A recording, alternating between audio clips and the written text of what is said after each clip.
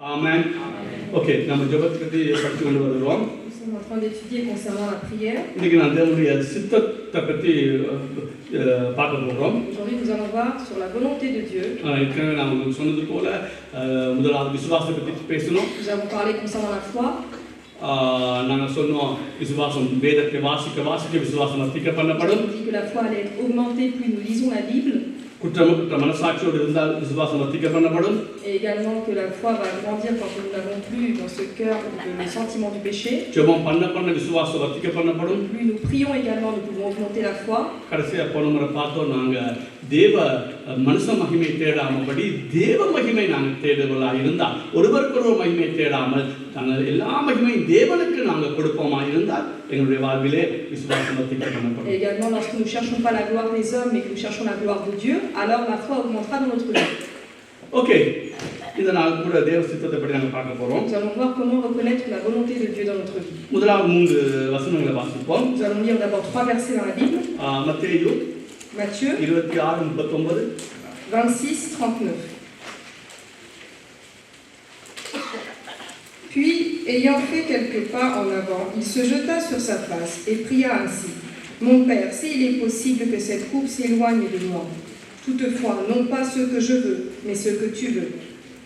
சற்று அப்புறம் போய் முகங்குப்புற விழுந்து, என் பிதாவே, இந்த பாத்திரம் என்னை விட்டு நீங்க கூடுமானால் நீங்கும்படி செய்யும். ஆகிலும் என் சித்தத்தின் படியல்ல, உம்முடைய சித்தத்தின் படியே ஆக கடவது என்று ஜெபம் பண்ணினார். தேவ சித்தத்துக்காக ஜெபம் பண்ணினார். மத்தேயு 6:10 வாசிப்போம். Matthieu 6, verset 10. மத்தேயு 6:10. Que ton nom soit sanctifié, que ton règne vienne, que ta volonté soit faite sur la terre comme au ciel. உம்முடைய ராஜ்யம் வருவதாக, உம்முடைய சித்தம் பரமண்டலத்திலே செய்யப்படுகிறது போல பூமியிலேயும் செய்யப்படுவதாக. ஆமென். பரமண்டலத்தில் எப்படி உம்முடைய சித்தம் செய்யப்படுதோ அப்படியே இந்த பூமியில் செய்யப்படும் என்று எழுதியிருக்கிறாரு. சரி, 1 யோவான் 5:14 இதுதான் முக்கியமான வசனம். 1 யோவான் 5:14. 1 Jean 5:14. Nous avons auprès de lui cette assurance que si nous demandons quelque chose selon sa volonté, il nous écoute. நாம் எதையாகிலும் அவருடைய சித்தத்தின்படி கேட்டால் அவர் நமக்கு செவி கொடுக்கிறார் என்பதே அவரை பற்றி நாம் கொண்டிருக்கிற தைரியம். ஆமென். அவரை பற்றி நாம் கொண்டிருக்கிற தைரியம் என்ன? நாம் அவருடைய சித்தத்தின்படி ஜெபித்தால் அவர் நிச்சயமாக நம்முடைய ஜெபங்களை கேட்பார். Il est certain que si nous demandons quelque chose d'après la volonté de Dieu, Dieu écoutera notre prière. நான் ஏற்கனவே உங்களுக்கு சொல்லியிருக்கிறேன், நாங்கள் எல்லாரும் ஜெபிக்கிற ஜெபத்தை கேட்டால் 4 தரமாக உலகம் ரட்சிக்கப்பட்டிருக்கணும். Je vous l'ai déjà dit que si tout le monde priait, encore 4 fois plus les gens seront sauvés sur terre. ஆனால் அப்படி நடக்கல. Mais ce n'est pas ce qui a lieu. அதுக்கு காரணம் நாங்கள் ஜெபத்தினுடைய முக்கியத்தை சிலர் உணர்ந்திருக்கலாம். ஆனால் தேவன் ஒரு குறிப்பிட்ட விதமாக ஜெபித்தால் தான் ஜெபத்தை கேட்பார்னு நாங்கள் நம்புறதில்லை. Parce que peut-être que certains ont compris l'importance de la prière dans la vie, mais nous ne savons pas que nous avons besoin d'une façon de prier, celle que Dieu nous a montrée dans la Bible. ஒன்று கொரிந்தியர் 15 அதிகாரத்தில் பவுல் இப்படியா சொல்லுகிறார். Dans 1 Corinthiens 15, Paul a dit ainsi: நான் சொன்ன பிரகாரமாக நீங்கள் சுவிசேஷத்தை கைக்கொண்டால் நீங்கள் ரட்சிக்கப்படுவீர்கள். Si vous gardez l'évangile d'après ce que je vous ai dit, alors vous allez être sauvés. நான் சொன்ன பிரகாரமாக, d'après ce que je vous ai enseigné. அப்ப நீங்க இப்படியோ சுவிசேஷத்தை விலகி கொண்டு நீங்க விசுவாசித்தால் நீங்க ரட்சிக்கப்பட மாட்டீங்க. C'est pas parce que vous acceptez, vous recherchez l'évangile, ce n'est pas ainsi que vous allez être sauvés. நான் சொன்ன பிரகாரமாக, mais d'après ce que je vous ai dit. அதையே நீங்க ஜெபத்துக்கு போட்டால், de la même façon si nous remplaçons cette parole pour la prière, நீங்க போதெல்லாம் ஜெபத்தை கேட்க வேண்டிய அவசியம் இல்லை. Vous n'avez pas besoin de prier à chaque fois. நான் ஜெபிக்கும் போதெல்லாம் ஜெபத்தை கேட்க வேண்டிய அவசியம் இல்லை. Vous n'avez pas besoin de penser qu'à chaque fois que vous priez, Dieu va écouter la prière. அவர் சொன்ன பிரகாரமா நாம ஜெபித்தால் அவர் சொன்ன பிரகாரமா அதுக்கு பதில் தருவார். Mais si vous priez d'après ce que Dieu vous a enseigné, alors il donnera une réponse favorable. OK, அப்ப நான் சொல்லி அதெல்லாம் பார்த்து விசுவாசத்தோட ஜெபிச்சா தருவார். Donc prions avec foi et vous recevrez. இன்னைக்கு பார்க்கிறோம் தேவ சித்தத்தின்படி நாங்கள் கேட்டால் அவர் ஜெபத்துக்கு பதில் தருவார். Demandons d'après la volonté de Dieu et alors il nous écoutera. தேவ சித்தத்தை எப்படி நாங்க அறியறதுன்னா, comment est-ce que nous pouvons connaître quelle est la volonté de Dieu? முதலாவது நான் சொல்ற 2 சித்தம் இருக்குது. D'abord il faut savoir qu'il y a 2 volontés différentes. இந்த வேதத்திலே வெளிப்படுத்தப்பட்ட சித்தங்கள் இருக்கிறது. Il y a une volonté qui a été révélée d'après la Bible. உதாரணத்துக்கு பரிசுத்தமாய் வாழ்வதே தேவனுடைய சித்தம். Vivre saintement, c'est la volonté de Dieu. இது நீ தேவன்கிட்ட போய் கேட்க தேவையில்லை. நான் பரிசுத்தமா வாழாம விடவான்னு நீ தேவ சித்தத்தை அறிய தேவையில்லை. Vous n'avez pas besoin de poser la question à Dieu et savoir est-ce que je dois vivre saintement ou je n'ai pas besoin de vivre saintement. ஏன்னா தேவன் வேதத்திலே அது சித்தம் எழுதி வச்சிருக்கிறார். Parce que d'après la Bible, c'est écrit convenablement que vivre saintement, c'est la volonté de Dieu. அது வெளிப்படுத்தப்பட்ட சித்தம். Et cela, c'est une volonté qui a été révélée d'après les Écritures. வெளிப்படுத்தப்படாத சித்தம் இருக்கிறது. Il y a également des volontés du Seigneur qui ne sont pas révélées. உதாரணத்துக்கு நான் பாஸ்டரா இருக்கறக்கா இல்ல நான் மூப்பரா இருக்கறக்கா இல்ல நான் விசுவாசியா இருக்கறக்கா. Par exemple, est-ce que je suis pasteur, est-ce que je suis appelé à être diacre ou encore croyant? அல்லது நான் எனக்கு இன்னொரு நாட்டுல ஒரு ஆப்ஷன் வருது வேலைக்கு. Ou bien j'ai par exemple un travail dans un pays étranger. நாங்க போறது இல்லையா? Est-ce que j'y vais ou je n'y vais pas?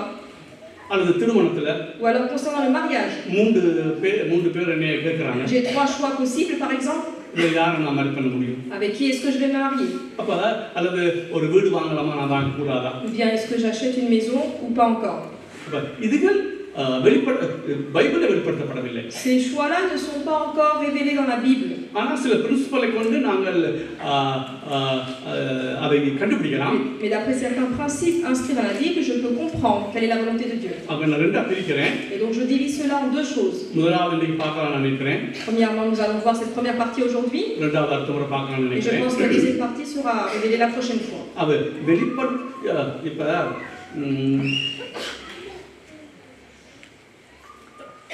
பிசாசு எங்களுக்கு உண்டாக்கி வச்சிருந்த ஒரு காலத்துல. Le diable, il y a un certain temps, il a fait en sorte que nous ne voyions pas. ஆண்டவர் கண்களை திறந்தார். Et le Seigneur a illuminé nos yeux.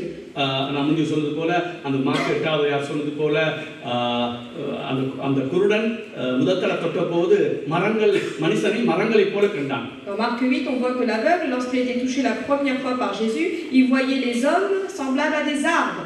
அந்த உதாரணத்துக்கு நம்ம முதல் தடவை நாங்கள் ரட்சிக்கப்பட்ட அனுபவத்துக்கு அதை ஒப்பிடலாம். Et cela, nous pouvons le comparer à la première fois lorsque nous sommes sauvés. ஆனா அது காணாது. Mais cela ne suffit pas. ரெண்டாவது தரம் தொட வேண்டியது. Et donc il avait fallu que Jésus le touche à nouveau. நான் சொல்றேன் என்னுடைய வாழ்க்கையில 2 தரம் இல்ல 10,000 தரம் மில்லியன் தரம் ஆண்டவர் திருப்பி தொட்டுக்கொண்டே இருக்கிறார். Ce n'est pas 2 fois ou des milliers de fois, mais encore plusieurs fois, Jésus a besoin de nous toucher. ஏன்னா முதல் தரம் தொட்டது ஒரு சின்ன ஒரு தொடுகை தான். Parce que la première fois lorsqu'il nous a touchés, ça a été vraiment un toucher qui est simple. தொடர்ந்து பிசாசு நம்மை குருடாக்கி கொண்டே தான் இருக்கு. பாப்பா இப்ப ரட்சிக்கப்பட்டோம் நான் இனி அவன் ஆவிக்குரிய வாழ்விலே நாங்கள் எந்த ஒரு பிரயோஜனமும் இல்லாத ஆட்களாய் அல்லது ஆவிக்குரிய வாழ்வை பிழையாய் விளைந்து கொண்ட மக்களாய் நாங்கள் இருக்கணும்னு நம்ம யோசிக்கிறோம். Parce que bien la première fois Jésus nous touche et que nous sommes sauvés, le diable va nous mettre des obstacles afin que nous n'avancions pas dans la vie spirituelle. Soyons attentifs.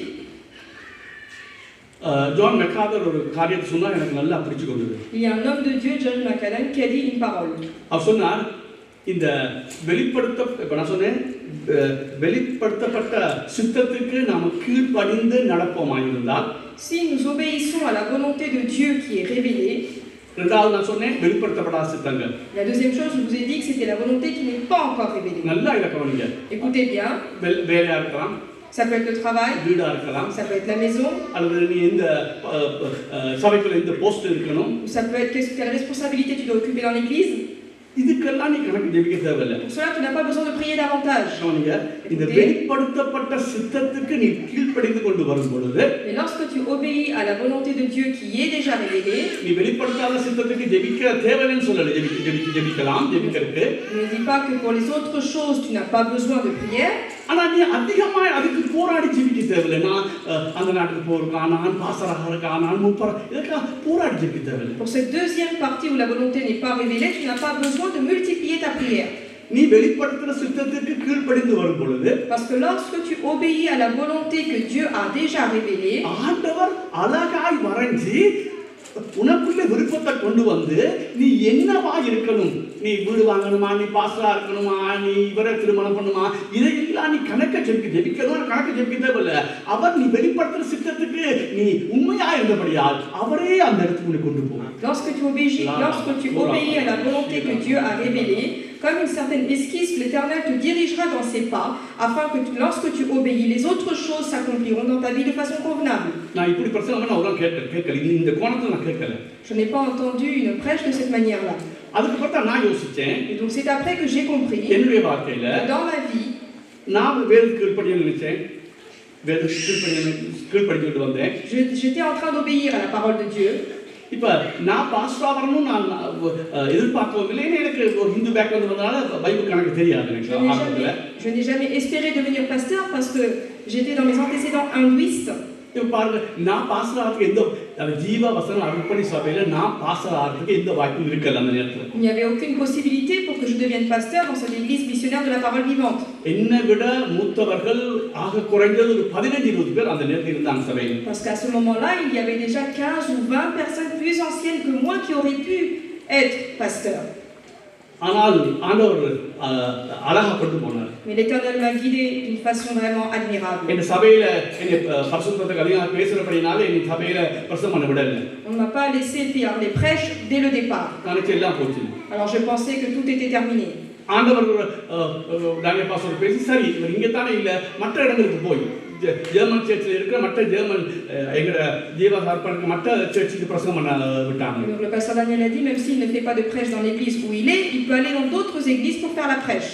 இவரதுக்கு நான் எதுக்கும் போய் கேட்கல. Et pourtant ce n'est pas moi qui ai posé la question en disant laissez-moi aller prêcher dans les autres églises. சரி அது முடிஞ்சதா பாப்பாங்க இங்க பிரசங்கம் பண்றாங்க தானே. சரி இத்தாலியில ஒரு சபை நாங்க ஆரம்பிக்கிறோம் நீ போய் அங்க பிரசங்கம் பண்ணி வான்னு சொன்னாங்க. Et comme je ne pouvais pas prêcher dans l'église où je demeurais, ils m'ont dit bon en Italie il y a une église qui s'est formée, je t'envoie là-bas pour que tu puisses faire le ministère. சரி அங்கே நான் போய் செஞ்சேன். Et donc je suis partie là-bas.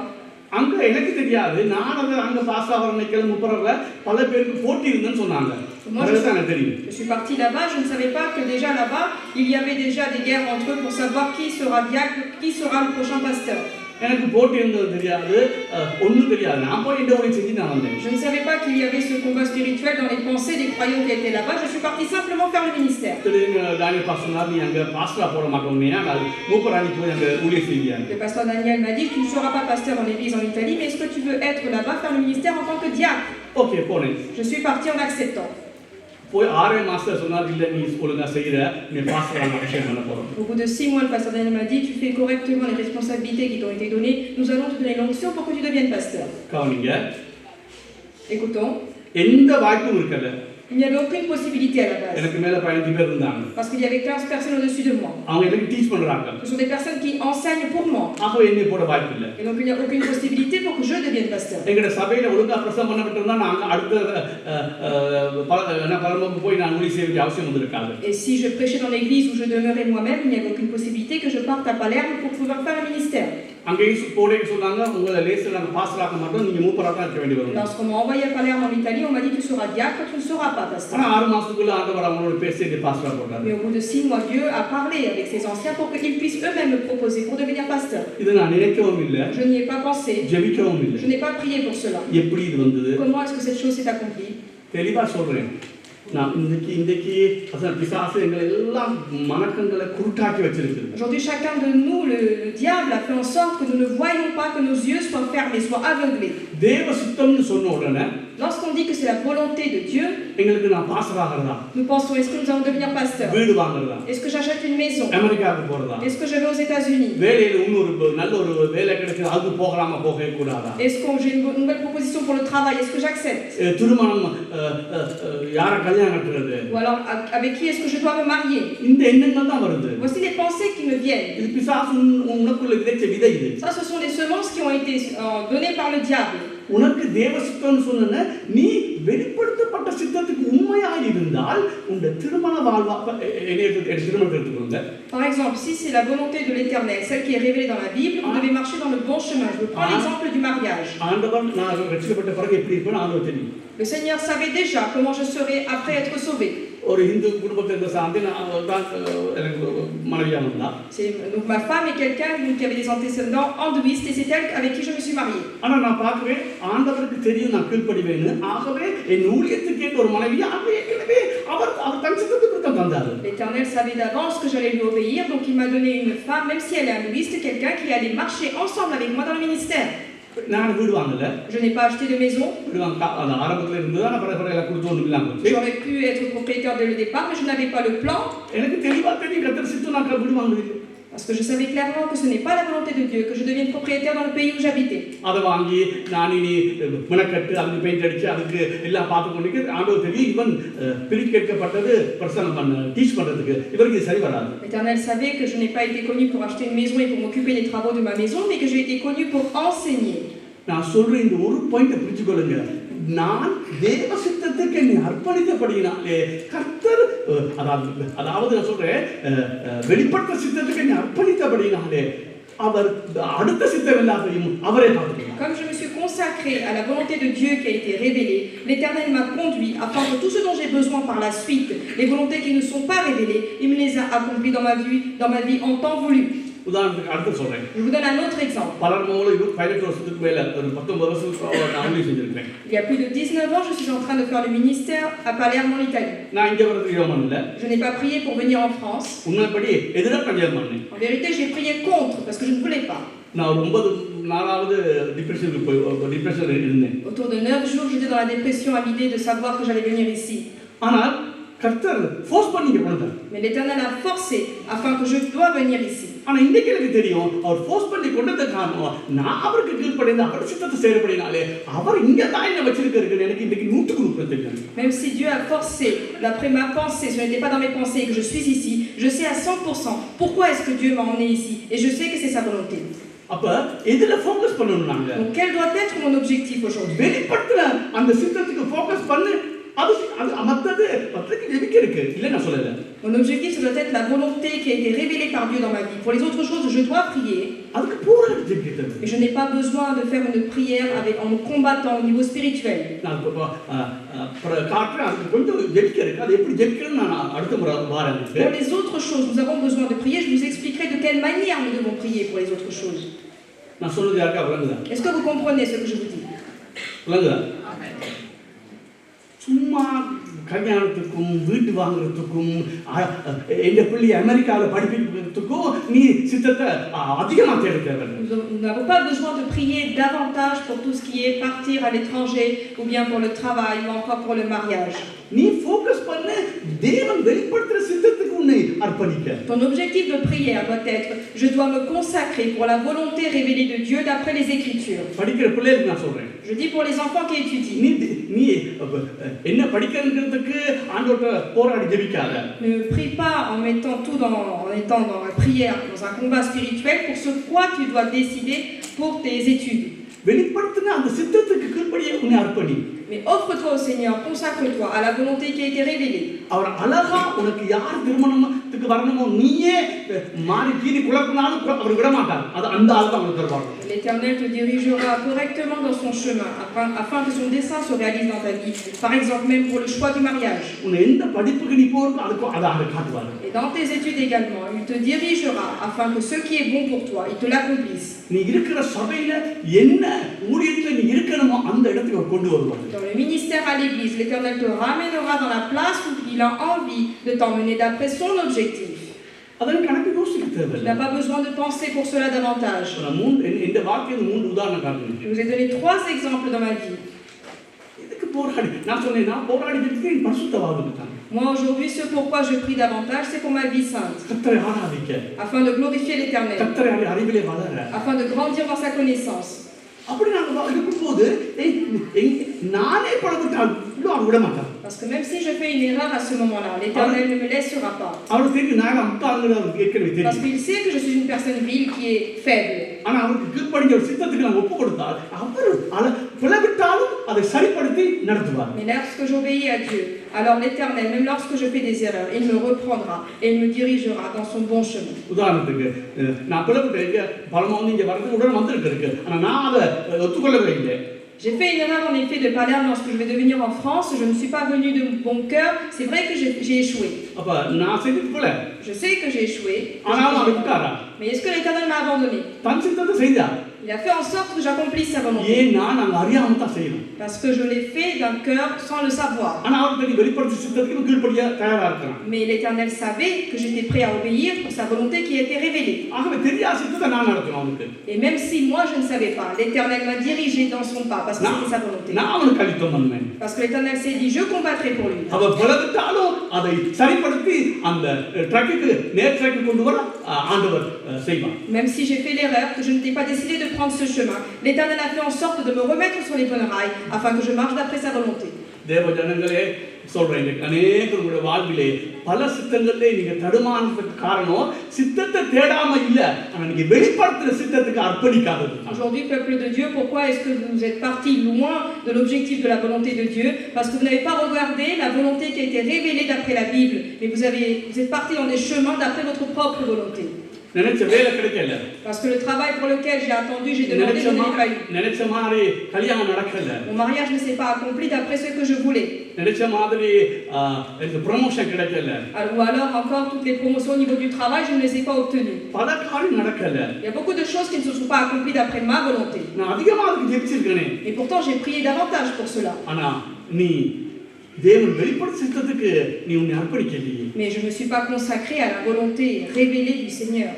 அவன் அதிகமா ஜெபிச்ச, J'ai prié beaucoup, ஒன்னும் சரி வரல. mais rien ne s'est fait. நான் ஒன்னும் ஜெபிக்கல.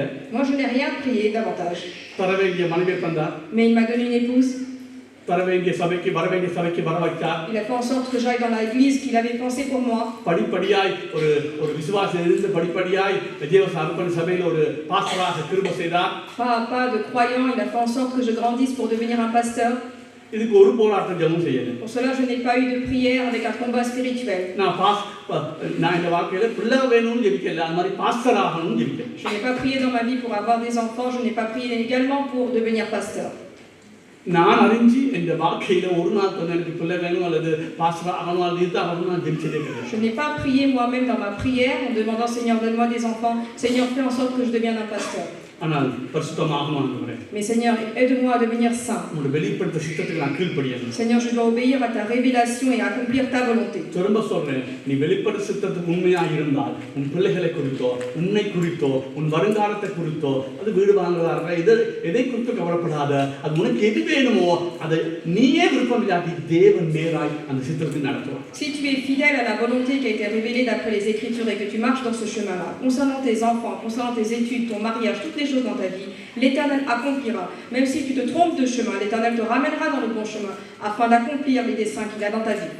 இந்த இதை திருப்பி கேட்டு மெடிடேட் பண்ணுங்க. Nous avons besoin de re-entendre ces paroles afin d'y méditer. அநேகங்க பழைய ட்ராக்ல நிக்கணும். Parce que beaucoup d'entre nous nous trouvons dans des rails qui sont faux, qui sont mauvais. இந்த சரியான ட்ராக்ல நீ போனா நீ போக வேண்டிய இடத்துக்கு அந்த ஆண்டவர் கொண்டு சேர்ப்பாங்க. Nous avons besoin de marcher dans le bon chemin et pour cela nous devons prier, abandonner les mauvais chemins pour revenir dans le chemin de Dieu. பரிசுத்த ஆவியானவர் ஒருவரே ஒரு ஆள் ரெண்டு பேத்தர கண்ணையாவது இன்னைக்கு தரப்பாராங்க. Et je prie pour cela afin que le Saint-Esprit ouvre les yeux, au moins de une ou encore deux personnes. பாருங்க பிசாசு எவ்வளவு தந்திரமான. Regardez comment le diable est rusé. இது அப்படியே மறைச்சு Il a fait en sorte que nous soyons aveuglés de ces choses-là. யார்கிட்ட கேடு இந்த பிரதர் இந்த உள்ள இன்ஜினியர் ஆகிறதா டாக்டர் ஆகிறதா Jomon brother.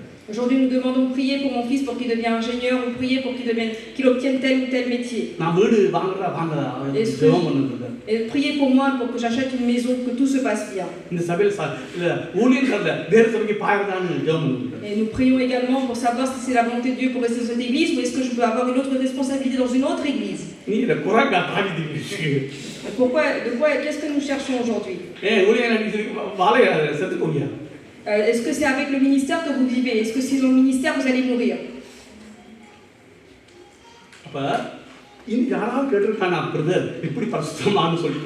Est-ce que quelqu'un aujourd'hui vous a posé la question à un autre croyant fidèle pour demander qu'est-ce que je dois faire pour vivre une vie sainte?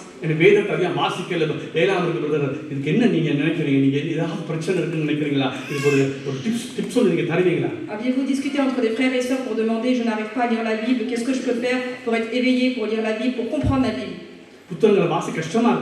J'ai du mal à lire les livres chrétiens. Est-ce que vous pouvez me dire comment est-ce que vous lisez ou comment est-ce que vous faites pour les lire? J'ai du mal à apprendre sur l'enseignement. Qu'est-ce que je dois faire? Est-ce que vous avez un livre pour que je puisse comprendre comment est-ce que je peux grandir dans l'enseignement?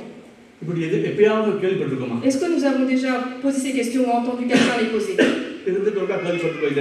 Peut-être qu'une fois dans votre vie vous avez entendu, mais de façon générale.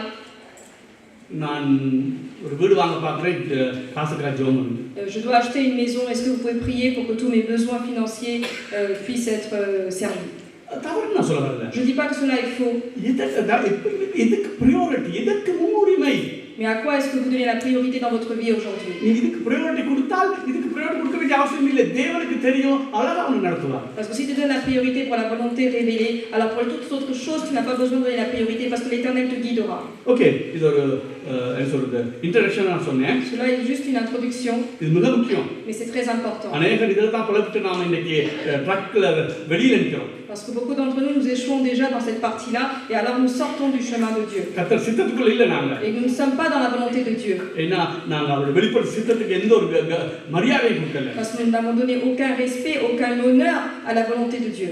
நான் பிறகு பாரே வெளிப்பட சித்தம் என்னன்னா அதுக்கு முன்னுக்கு ஒரு காரியம் நான் சொல்றேன். Alors après, je vous montrerai un verset dans l'Apocalypse, mais avant, je vais vous dire quelque chose.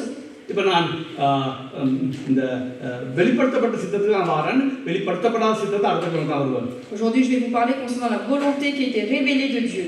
Okay, அப்ப இந்த வெளிப்படுத்துற சித்தத்தை செய்யறதுனா எப்படி செய்யலாம்? Comment accomplir la volonté qui a été révélée par le Seigneur? நான் சொன்னேன் வெளிப்படுத்த சித்தம் செய்தால் நீங்க அதை பத்தி கணக்கு கவலைப்படத்தவில்லை. Je vous ai dit que si vous accomplissez cette volonté révélée, vous n'avez pas besoin de penser aux autres choses. நீ ஜெபிக்க வேணாம்னு சொல்லல. Je ne dis pas que vous n'avez pas besoin de prier pour les autres choses. வெளிப்படுத்தப்பட்ட சித்தத்துக்கு கீழ்ப்படியே நாங்க போராடி ஜெபிக்க அளவுக்கு இதுக்கு போராடி ஜெபிக்க வேண்டிய அவசியம் கிடையாது. Obéir à la volonté révélée et prier davantage pour cela, c'est la première chose à faire. ரெண்டு காரியம் நம்ம செய்தால் தான் இந்த வெளிப்படுத்துற சித்தத்தை நம்ம இலகுவாக செய்து முடிக்கலாம். Il y a deux choses à accomplir pour pouvoir être dans ce chemin et accomplir la volonté de Dieu. ஒன்று பரிசுத்த ஆவியானவருடைய துணை. Premièrement, demander la présence du Saint-Esprit. வேதவசனம் நிறைந்திருக்கும். Et deuxièmement, être rempli par la parole de Dieu. இது ரெண்டும் நிறைந்திருக்கும் பொழுது இயற்கையாக நான் சொல்றேன், இயற்கைன்னு சொல்ற இயற்கைக்கு அப்பாற்பட்ட முறையில கூட நீங்க தேவ சித்தத்தை விட்டு அந்த வெளிப்படுத்த சித்தத்தை விட்டு வெளியில போக மாட்டீங்க. Si ces deux choses sont accomplies dans votre vie, que vous les recherchez ardemment dans votre vie, alors vous n'irez pas, vous ne sortirez pas de la volonté de Dieu. கவனிங்க, இப்போ உதாரணத்துக்கு எடுப்போம். நீங்க யூதா 1:20 நான் போன அந்த படிப்பிச்சேன், நான் அதை படிப்பிக்கல, நான் அதை வாரனால அதை எடுக்கிறேன். யூதா 1:20. Jude 1, verset 20. Pour vous, bien-aimés, vous édifiant vous-même sur votre très sainte foi et priant par le Saint-Esprit, maintenez-vous dans l'amour de Dieu. நீங்களோ பிரியமானவர்களே, உங்கள் மகா பரிசுத்தமான விசுவாசத்தின் மேல் உங்களை உறுதிப்படுத்திக் கொண்டு பரிசுத்த ஆவிக்குள் ஜெபம் பண்ணி. ஓகே, இப்போ எபேசியர் எடுத்துக்கொள்ளுங்க. இல்ல எபேசியர் வேணாம் தெரியல. ரோமர் 8ஆம் அதிகாரம் 26-27 தான் முக்கியம். Romains 8, verset 26-27. ரோமர் 28-26. Romains 8, verset 26-27. De même aussi, l'Esprit nous aide dans notre faiblesse, car nous ne savons pas ce qu'il nous convient de demander dans nos prières. Mais l'Esprit lui-même intercède par des soupirs inexprimables, et celui qui sonde les cœurs connaît quelle est la pensée de l'Esprit, parce que c'est selon Dieu qu'il intercède en faveur des saints. அந்தபடியே ஆவியானவரும் நமது பலவீனங்களில் நமக்கு உதவி செய்கிறார். நாம் ஏற்றபடி வேண்டிக் கொள்ள வேண்டியது இன்னதென்று அறியாமல் இருக்கிறபடியால் ஆவியானவர் தாமே வாக்கு கடங்காத பெருமூச்சுகளோடு நமக்காக வேண்டுதல் செய்கிறார். ஆவியானவர் தேவனுடைய சித்தத்தின்படியே பரிசுத்தவான்களுக்காக வேண்டுதல் செய்கிறபடியால் இருதயங்களை ஆராய்ந்து பார்க்கிறவர் ஆவியின் சிந்தை இன்னதென்று அறிவார்.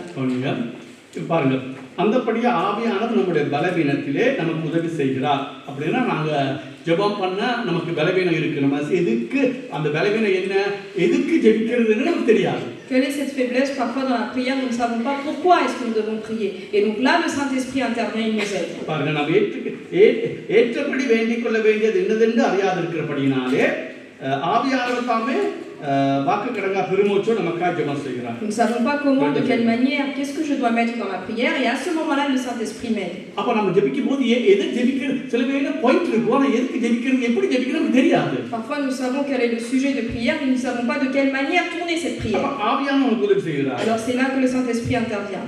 ஆவியானவர் இப்ப பாருங்க, பரிசுத்த ஆவிக்குள் ஜெபம் பண்ணா இங்க பாருங்க, ஆவியானவர் தேவனுடைய சித்தத்தின்படியே பரிசுத்தவான்களுக்காக வேண்டுதல் செய்கிறபடியா. Et le verset d'après nous dit que le Saint-Esprit intercède en faveur des saints. அப்ப ஆவியானவர் ஜெபிச்சால் தேவனுடைய சித்தத்தின்படி தான் ஜெபிப்பார். Parce que quand le Saint-Esprit est là, qui nous guide dans la prière, il prie d'après la volonté de Dieu. இதயத்தை ஆராய்ந்து பார்க்க பிதாவாகிய தேவன் இதயத்தை ஆராய்ந்து பார்க்கிறவர் ஆவியின் சிந்தை என்னது என்று அறிவார். Le Père regarde notre cœur et il sait à ce moment-là quel est notre esprit, dans quel cœur est-ce que je suis en train de prier. அப்ப நாங்க அநேக நேரங்களிலே தேவ சித்தத்தின்படி ஜெபிக்க எங்களுக்கு சரியா தெரியாதபடினாலே ஆவியானவர் நமக்கு உதவி செய்கிறார். Parce que comme nous ne savons pas de quelle manière prier d'après la volonté de Dieu, à ce moment-là, le Saint-Esprit nous aide. இத பலவிதமா வியாக்கியானம் பண்றாங்க. Pour cela, il y a plusieurs explications.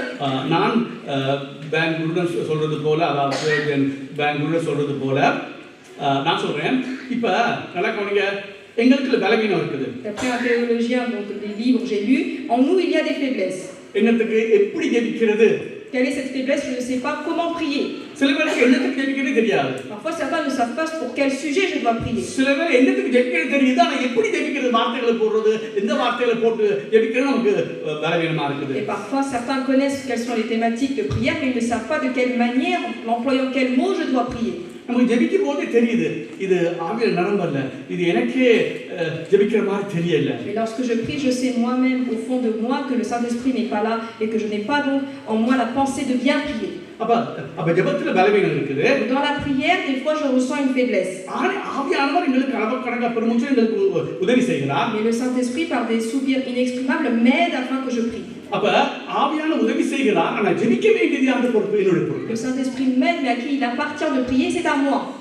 அப்ப நம்ம ஜெபம் பண்ண தொடங்கும் பொழுது நம்முடைய பலவீனத்திலே அவர் வழிகாட்டுவார் எப்படி ஜெபிக்கணும்னு சொல்லி. Lorsque je commence à prier dans ma faiblesse, le Saint-Esprit intervient afin de me guider dans la prière. ஆனா என்ன பிரச்சனை ஆவியானவருக்குன்னா, நாங்க வேத வசனத்தை நிரம்பி இருந்தால் தான் ஆவியானவர் நாங்க ஜெபம் பண்ணும் போது அந்த வசனங்களை எங்களுக்கு தர முடியும். அல்லது ஒரு வாக்குத்தத்தத்தை நமக்கு நினைப்பூட்ட முடியும், அல்லது ஒரு கட்டளையை நமக்கு நினைப்பூட்ட முடியும். Mais quel est le problème du Saint-Esprit qui intervient? C'est lorsque je veux prier, le Saint-Esprit m'aidera si je connais la parole de Dieu. Parce qu'à ce moment-là, il me rappellera une promesse, où il me montrera un précepte de Dieu, un commandement de Dieu. நல்லா கவனிங்க, நான் சொல்லுகிறேன், ஆவியானவர் தேவ சித்தத்தின்படி நடத்துவாரு. Le Saint-Esprit me guide d'après la volonté de Dieu. அப்ப தேவ சித்தத்தின்படி ஜெபிக்கிறத பத்தி பேசி கொண்டிருக்கிறோம். Nous sommes en train de parler comment prier d'après la volonté de Dieu. ஆனா அவர் எதை கொண்டு பேசுவார்? பைபிளை கொண்டு. Et le Saint-Esprit, comment est-ce qu'il va m'aider d'après la parole de Dieu? நான் காட்டுறேன். ஒரு வசனத்தை கொண்டோ அல்லது ஒரு கட்டளையை கொண்டோ அல்லது ஒரு வசனத்தை கொண்டு பேச முடியும். Le Saint-Esprit va utiliser un verset ou bien une promesse ou encore un commandement. அல்லது ஒரு கட்டளையை கொண்டு. Ça peut être un commandement. அல்லது ஒரு வாக்குத்தத்தத்தை கொண்டு. Ça peut être une promesse de Dieu. அல்லது உபதேசத்தை கொண்டு. Ou encore concernant l'enseignement. அவர் பட்டயத்தை வச்சு அவருக்கு தெரியும் எப்படி சுழற்றன்னு அவருக்கு தெரியும். ஆவியானவர். Il a l'épée, le Saint-Esprit, il sait de quelle manière l'utiliser. ஆனா அந்த ஆவியின் பட்டயமாகிய அந்த வசனம் உனக்குள்ள நிறைஞ்சி இருக்கு. Mais cette épée spirituelle, c'est-à-dire la parole, tu dois en être rempli dans ton cœur. இப்ப கவனிங்க. Écoutez maintenant. ஒரு வசனத்தை வாசிப்போம். Nous allons lire un verset. யோவான் 19 இல்ல 15:7 வாசிப்போம். Jean 15 verset 7. Si vous demeurez en moi et que mes paroles demeurent en vous, demandez ce que vous voudrez et cela vous sera accordé. நீங்கள் என்னிலும் என் வார்த்தைகள் உங்களிலும் நிலைத்திருந்தால் நீங்கள் கேட்டுக்கொள்வது எதுவோ அது உங்களுக்கு செய்யப்படும். நீங்கள் என்னிலும் என் வார்த்தை உங்களிலும். Si vous demeurez en moi et que mes paroles demeurent en vous. இந்த வார்த்தை உங்களில் நிலைத்திருக்குன்னு சொன்னால் ça veut dire quoi les paroles qui demeurent en moi? நீங்க இந்த வேதத்தை வாசித்து அதுக்கு கீழ்ப்படிய தான் சொல்லப்பட்டிருக்கு. Cela veut dire que vous lisez la parole de Dieu et que vous y obéissez. அல்லது நீதிமொழி 28:13 வாசிப்போம். Ou alors Proverbe 28:13, prenons. Proverbe 28:13. 28:13. Celui qui cache ses transgressions ne prospère point, mais celui qui les avoue et les délaisse obtient miséricorde. தன் பாவங்களை மறைக்கிறவன் வாழ்வடைய மாட்டான். அவர்கள் நான் படிச்சாங்க ஜெபத்தை கேட்காதவனுடைய காரியங்கள் அது அதில் 9. Si quelqu'un détourne l'oreille pour ne pas écouter la loi, sa prière même est une abomination. வேதத்தை கேளாதபடி தன் செவியை விளக்குறவனுடைய ஜெபமும் அருவருப்பானது. அப்படி சொன்னா வேதத்தை கேட்கறேன்னா வேதத்தை கேட்டு, c'est-à-dire écouter la parole de Dieu, அதை விளங்கிக் கொண்டு, la comprendre, அதை மெடிடேட் பண்ணி, méditer, நீங்க அதை செய்யும் பொழுது, et quand j'obéis, அப்படி செய்தால் நான் ஜெபத்தை கேட்பேன். Quand tu obéis, à ce moment-là, l'Éternel écoutera la prière. அப்ப வேதத்தை கேட்காதவனுடைய ஜெபம் அருவருப்பாங்க. C'est-à-dire que celui qui n'écoute pas la parole de Dieu, sa prière ne sera pas entendue. உன்னத சொன்னா நீங்க தேவ சித்தத்தின்படி அத கீழ்ப்படிஞ்சு நீங்க வாழ்றா தேவ சித்தத்தின்படி நீங்க வாழ்றீங்க. C'est-à-dire que quand j'écoute la parole de Dieu et que j'obéis, c'est là que j'accomplis la volonté de Dieu. கொலோசியர் 3:16 சொல்லுது. Colossiens 3:16. தேவல வேத வசனத்தால் நிறைந்திருங்கள். Soyez remplis par la parole de Dieu. Okay இப்போ கவனிங்க சூப்பரா சொல்றேன் நான் பிரவசனத்தை காட்டுறேன் கவனிங்க இப்போ நான் சொன்னேன் ஒரு பக்கம் ஆவியானவர் தேவ சித்தப்படி நம்ம நடத்துறார். D'un côté le Saint-Esprit nous dirige afin que nous puissions faire la volonté de Dieu.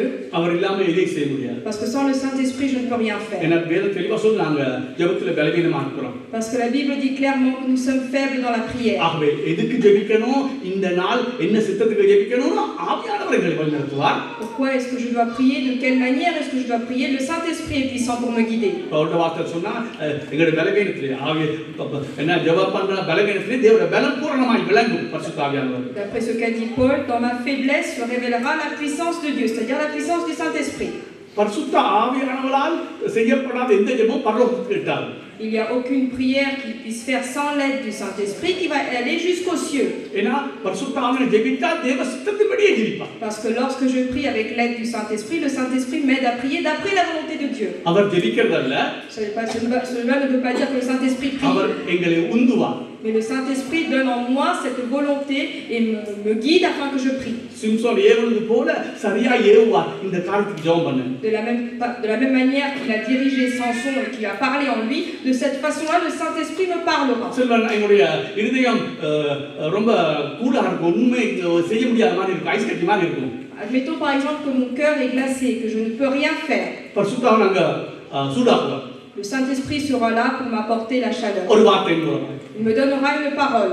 ஒரு வாக்குத்தத்தத்தின் மூலமா. Il me donnera une promesse. அல்லது ஒரு உபதேசத்தின் மூலமா. Il y a encore un enseignement qui me rappellera. அப்ப எங்களுக்கு தெரியும் ஐஸ் கட்டி மாதிரி இருந்தது இப்போ எங்களுக்கு ஜெபிக்க அது உற்சாகப்படுத்தும் போது தெரியும் இது பரிசுத்த ஆவியானவர் ஏவுறார் இன்னைக்கு இதுதான் ஜெபம் பண்ணணும். J'avais un cœur endurci, j'avais un cœur glacé. Au moment où le Saint-Esprit intervient par sa parole, alors je comprends que le Saint-Esprit est en train de me parler. நான் சொன்னேன் அவர் வாக்குத்தத்தத்தையோ அல்லது ஒரு கட்டளையோ அல்லது ஒரு உபதேசத்தையோ அல்லது ஒரு வசனத்தை கொண்டுதான் அதை செய்வார். Je vous ai dit que le Saint-Esprit parle à travers son enseignement, sa parole, ça peut être une promesse, ça peut être un précepte. C'est par la parole que le Saint-Esprit me parle. அப்ப அதுல வசனத்தை நிறைஞ்சிருக்கணும் பரிசுத்த ஆவியானவர் சார்ந்து இருக்கணும். Donc je dois être rempli par la parole de Dieu dans mon cœur et je dois m'appuyer sur le Saint-Esprit. சரி இப்போ நான் பார்த்தானே நாங்க அவரிலும் அவருடைய வார்த்தைகள் நிலைத்திருந்தால் நாங்கள் கேட்டுக்கொள்வது எதுவோ அது தரம் சொல்லப்பட்டிருக்குது. Je dois demeurer dans le Seigneur et les paroles du Seigneur doivent demeurer en moi. À ce moment-là, ce que je demande dans la prière me sera accordé. Nous avons. இப்போ கவனிங்க நீங்க இந்த வேதத்தை வாசிக்கிறீங்க அதிகமா. Admettons maintenant que vous lisez la parole de Dieu davantage.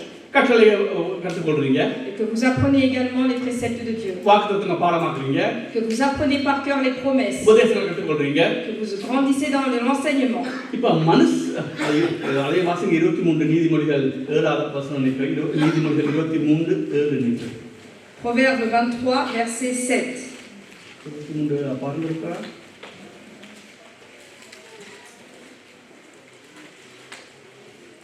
நீதிமொழிகள் 23:7.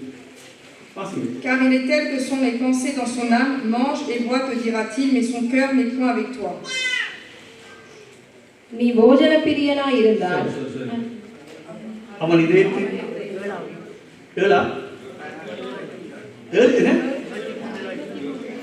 அவன் இதயத்தின் நினைவு எப்படியோ அப்படியே அவன் இருக்கிறான். அவனுடைய இதயத்தின் நினைவு எப்படியோ அவன் அப்படியே இருக்கிறான்.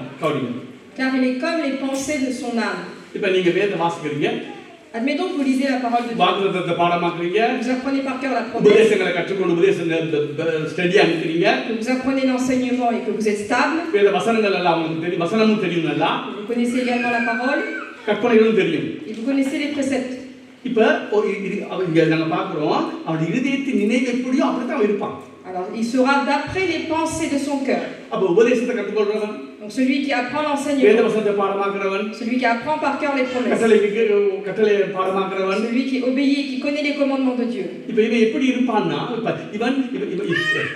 இவன் ஜெபம் பண்ண போகும்போது cette personne lorsqu'elle va prier இவன் தேவ சித்தத்தை தவிர வேற எதையும் ஜெபிக்க மாட்டான். Mis à part la volonté de Dieu, il ne priera pas pour autre chose. ஏன் அவன் எதிராக நிரம்பி இருக்கிறான்? Parce qu'il est rempli de quoi? வேத வசனத்தினாலே. Il est rempli par la parole de Dieu. அப்ப நான் சொல்றேன், முதலாவது வெளிப்படுத்துகிற சித்தத்தை நீங்க செய்ய வேணும்னால் ஆவியானவர் துணை கொண்டு வேத வசனங்களை பாடமாக்கி அல்லது மெடிடேட் பண்ணி நீங்க இருந்தால் இயற்கைக்கு, நான் இயற்கை சொல்ல மாட்டேன், இயற்கைக்கு அப்பாற்பட்ட முறையில நீங்க ஜெபிக்கிற ஒவ்வொரு ஜெபமும் தேவ சித்தமா தான். Donc si vous voulez faire la volonté de Dieu, alors dans ce cas-là, vous devez être rempli par la parole de Dieu, que ce soit les commandements, les préceptes ou encore les promesses. Et si vous êtes rempli par la parole de Dieu, il est certain que vous allez accomplir la volonté de Dieu, que toutes les autres choses vous seront données parce que le Saint-Esprit est avec vous et c'est par cela que vous êtes en train de demander dans la prière. Parce que la Bible dit également que c'est par vos pensées, par ce que vous êtes remplis, que vous allez parler de votre bouche. Et donc par l'aide du Saint-Esprit, lorsque vous lisez la parole de Dieu,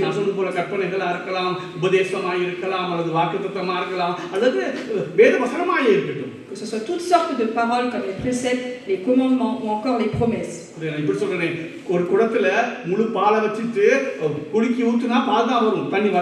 Dans une casserole, si vous mettez du lait et que vous renversez partout, vous bougez, ce sera que du lait qui sera renversé. Si dans ce cas-là, toutes les promesses, toutes les paroles de Dieu sont en vous. Lorsque vous allez prier dans la présence de l'Éternel,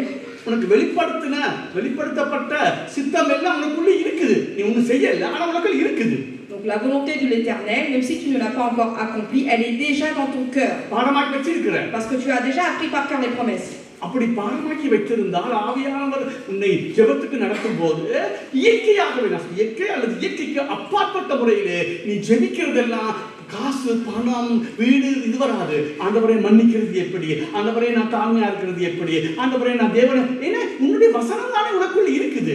Comme tu es déjà rempli par la parole de Dieu dans ton cœur, tout ce qui va venir dans ta prière, ça va être comment pardonner l'autre. Est-ce que j'ai été humble envers cette personne? Quelle est la volonté de Dieu envers cette personne? De façon naturelle ou supernaturelle, tu vas agir dans cette voie parce que la parole de Dieu est remplie dans ton cœur. நாங்க தேவ சித்தத்தின்படி ஏன் ஜெபிக்கிறது இல்லைன்னா தேவனுடைய வார்த்தை பரிசுத்த ஆவியான மூலமாய் எங்களுக்குள்ளே இல்லை. Pourquoi est-ce que nous ne prions pas d'après la volonté de Dieu aujourd'hui? Parce que mes pensées ne sont pas remplies par la parole de Dieu et je ne prie pas par l'aide du Saint-Esprit.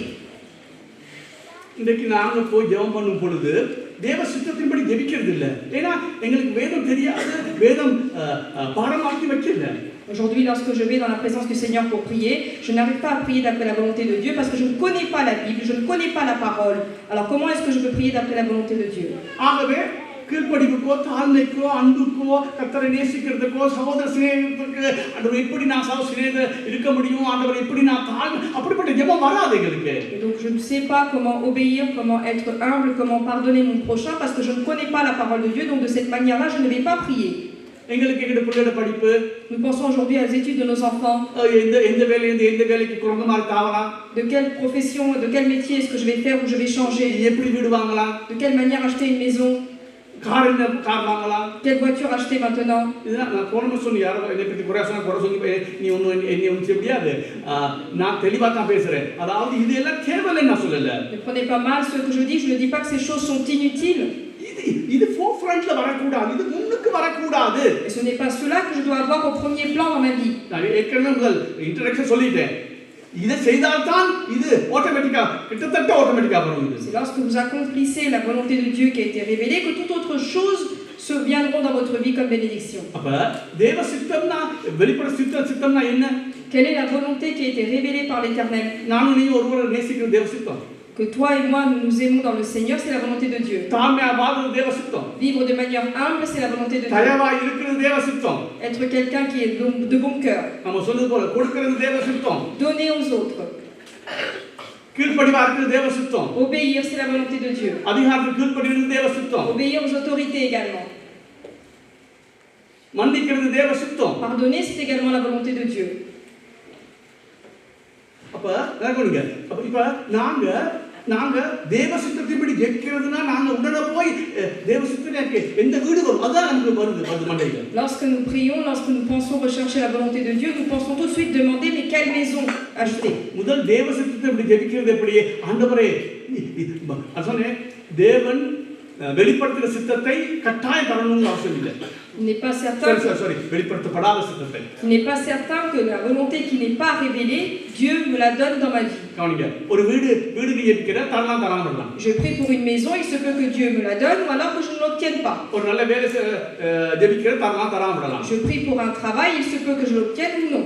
ஆனால் வெளிப்படுத்தப்பட்ட தேவ சித்தத்தின்படி நீ ஜெபிக்கும் போது கட்டாயம் தருவார். Mais pour la volonté de Dieu, celle qui est révélée, lorsque je prie ardemment, il est certain qu'il me donnera. ஏன்னா அது அவர் வெளிப்படுத்துற சித்தம். Pourquoi? Parce que c'est la volonté qui a été révélée par le Seigneur. பரிசுத்தமா இருக்கிறதே தேவனுடைய சித்தம். De vivre saintement, c'est la volonté de Dieu, par exemple. இப்போ உதாரணத்துக்கு நான் பொறாமைப்படுறேன். Par exemple, admettons que je suis quelqu'un de jaloux. நான் ஜெபிக்கிறேன், பொறாமைப்படாம இருக்க கிருபையை தாரும். Je prie le Seigneur en disant, aide-moi afin que je ne sois pas jaloux. அதுக்கு by தருவாரா தரமாட்டாரா? Est-ce qu'il me donnera une réponse ou pas? கட்டாயம் இருக்கு. Certain qu'il me ஏன்னா donnera. இது வெளிப்படுத்தப்பட்ட சித்தம். Parce que cela c'est écrit d'après la volonté de Dieu. ஒரு மன்னிங்க. Pardonnez-vous les uns les autres. நாங்க பாருங்க, யாராவது இப்ப தேவசித்த நீங்க எவ்வளவு பின்பாட்டமா இருந்துக்கோ யோசிச்சு பாருங்க. தேவசித்த நான் இப்படி சொல்ற மாதிரி தேவசித்தத்தை எப்பயாவது யோசிச்சியா? Est-ce que vous avez pensé de cette manière-là, rechercher la volonté de Dieu? Comment je dois le faire? தேவசித்தன்னு சொன்னனே ஒரு வீடு. Dès que nous pensons volonté de Dieu, nous comparons cela à la maison. ஒரு car. Ou bien une voiture. அல்லது எங்களுடைய பிள்ளைக்கு ஒரு engineer மாப்பிள்ளை. Ou bien quel est l'époux ou l'épouse que j'ai trouvé pour mon enfant. அதான் ஃபோர்ஃப்ரண்ட்ல வருது. Voilà ce que je pense au premier plan. எவ்வளவு வஞ்சிக்கப்பட்டிருக்கிறோம். Regardez de quelle manière notre cœur aujourd'hui nous avons des pensées. தேவசித்தம்னு சொல்லும்போது இங்க இது வரணும். பரிசுத்தமா இருக்கிறது, கீழ்ப்படிவா இருக்கிறது, தாழ்மையா இருக்கிறது, ஆண்டவரை மற்றவரை நான் நேசிக்கிறது, ஆண்டவரை உம்மை நான் நேசிக்க முயற்சி பண்ணுறது, உம்மை நான் ஆராதிக்க கிருபை, இதுதான் தேவ சித்தம் முதலாவது. En réalité, chercher la volonté de Dieu, premièrement, cela veut dire être humble, pardonner les autres, ne pas avoir de jalousie, aimer les autres, donner aux autres. எந்த அளவுல சபை இருக்குன்னு யோசிச்சு பாருங்க. Regardez aujourd'hui de quelle manière nous grandissons dans notre vie spirituelle dans l'église. Parce que de manière générale, nous tous, nous pensons d'une manière différente et ce n'est pas la volonté de Dieu. Aujourd'hui, je ne dis pas que j'ai tout accompli pour venir prêcher ici.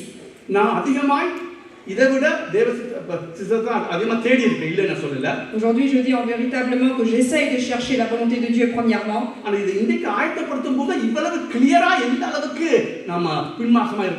Aujourd'hui, lorsque j'ai préparé la parole, j'ai regardé de quelle manière nous vivons d'une façon reculée et que nous sommes loin de ce que demande la parole.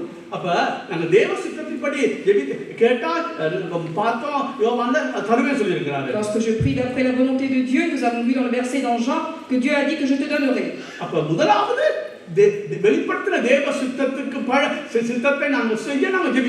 Premièrement, nous devons prier afin d'accomplir la volonté du Seigneur. Prenons encore un verset. Je vous dis clairement, nous allons prendre un autre verset pour voir des exemples. Le livre des Éphésiens. 22 ஃப்ரெஞ்சில் அவங்க பார்த்து வாசிக்கிறாங்க லேட்டாச்சு. நீங்கள் வாசிக்கிற 22 வாசிங்க. இல்லை ஒரு நிமிஷம் இங்கே ஒரு நிமிஷம் கவனிங்க. இதை நான் வாசிக்கிறேன், இதை வாசிக்கிறேன். லைட் இருக்கிறனால ஒரு வாசிக்கிறேன். ஓகே, கவனிங்க. இது இந்த வார்த்தையின் முக்கியத்துவத்தை நான் சொல்கிறேன். இந்த நான் சொன்னேன், ஆவியானவர் அளவுக்கடங்கா பெருமூச்சோடு எங்களுக்காய் உதவி செய்யாட்டி நம்ம தேவசனத்தில் ஜெபிக்க முடியாது. அதே நேரத்தில் நான் உங்களுக்கு சொன்னேன், வேதவசனம் நிறைந்திருக்காவிட்டாலும் நீங்க தேவசனத்தைப்படி ஜெபிக்க முடியாது. Si le Saint-Esprit ne nous aide pas d'après des soupirs inexprimables, alors nous ne pouvons pas prier. Si nous n'avons pas la présence du Saint-Esprit, nous ne pouvons pas prier pour avoir la volonté du Seigneur. Nous avons également besoin d'être remplis par la parole de Dieu afin que notre vie soit changée en la volonté de Dieu. S'il n'y a que du lait dans le récipient, comment est-ce qu'on peut avoir de l'eau? Si nous sommes remplis par la parole de Dieu, comment est-ce que je peux prier contre la volonté de Dieu? Il faut que je sois rempli par la parole du Seigneur de la tête aux pieds.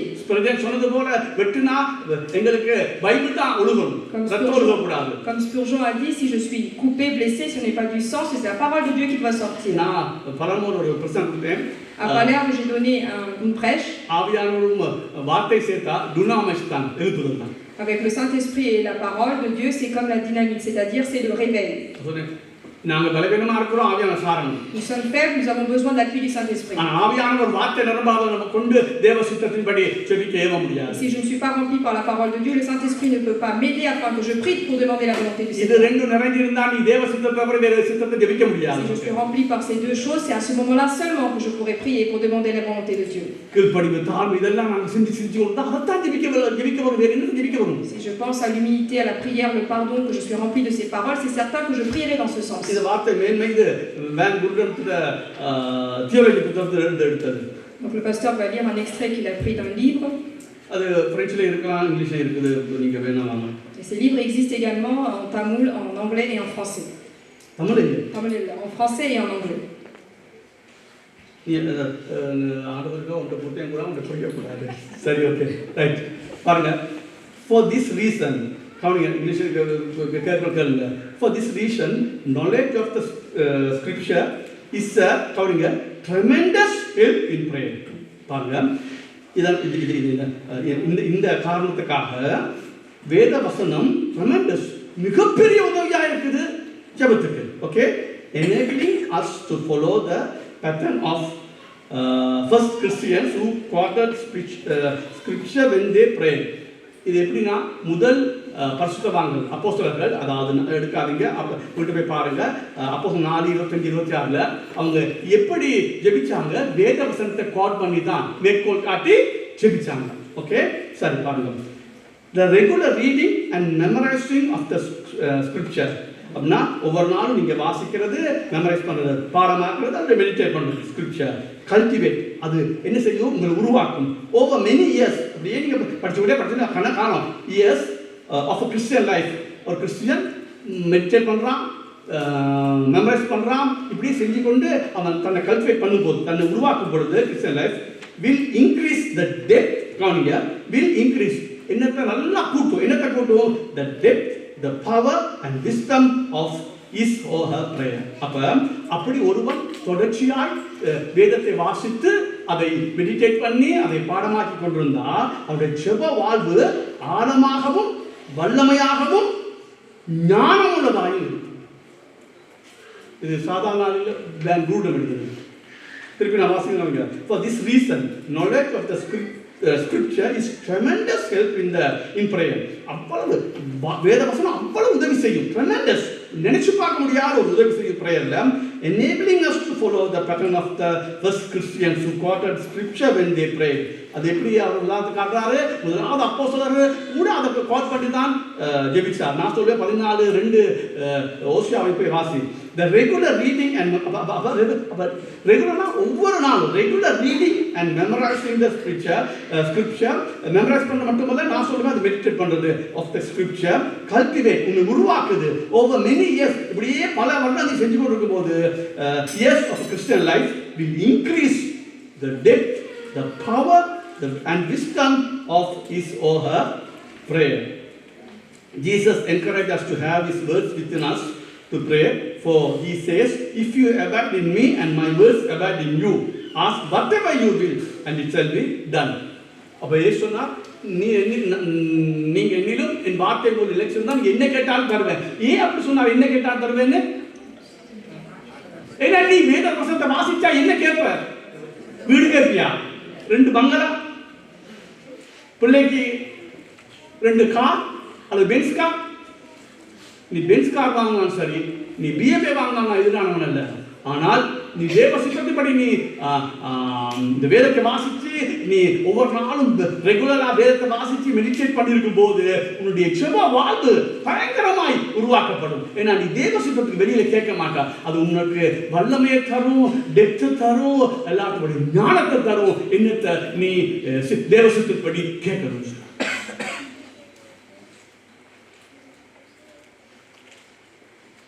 ஒரு example சொல்றேன். ஞானம் வேணும்னு நீங்க ஜெபிக்கணுமா? ஜெபிக்கலாம். ஏன்னா வேத தெளிவா சொல்லுது, ஒரு ஞானம் குறைவுள்ள என்ன செய்ய கடவுள் கேட்க. அப்ப நீ யோசிக்க தேவையில்லை, இது தேவ சித்தம். தேவ சித்தம் இது.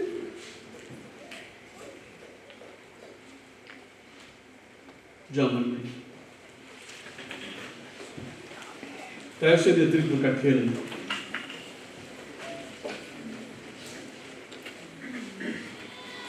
இது அருமையான கோர்ஸ். இதுக்காக நான் படித்தோம், நானே திக்கிட்டு போனேன்.